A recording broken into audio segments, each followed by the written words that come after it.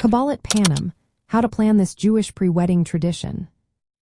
If you are curious about how to plan Kabbalat Panim, you are in for a treat.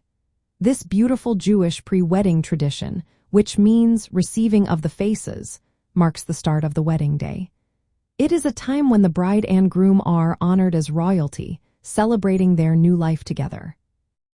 To begin planning Kabbalat Panim, you will need to organize to separate receptions.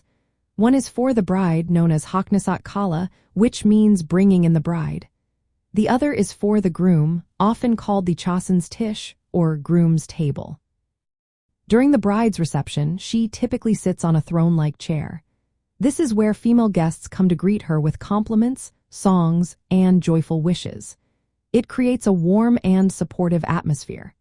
The groom's reception is lively and interactive, featuring singing, words from the Torah, and time spent with family and friends around a table. Several important rituals may take place during Kabbalat Panim.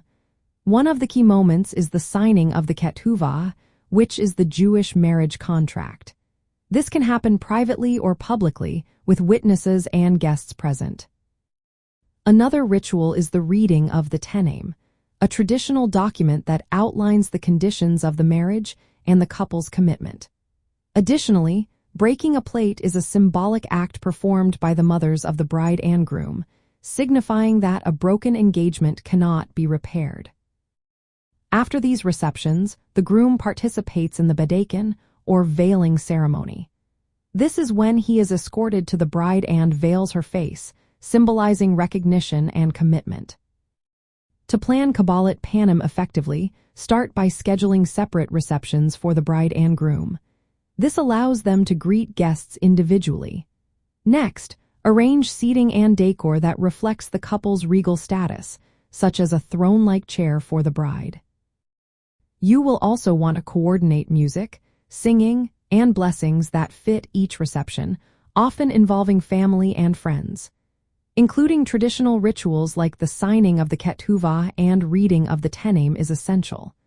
Decide whether these will be private or public events. Finally, plan the transition to the huppah, which includes the groom's procession to the bride for the Bedeken. Couples today may choose to adapt these elements to fit their preferences, combining or modifying parts of the tradition while keeping its core meaning intact. Kabbalat Panim is a joyful way to welcome the couple into married life, surrounded by the support of their community. This tradition sets a celebratory tone for the wedding day, emphasizing the couple's new roles and the blessings they receive.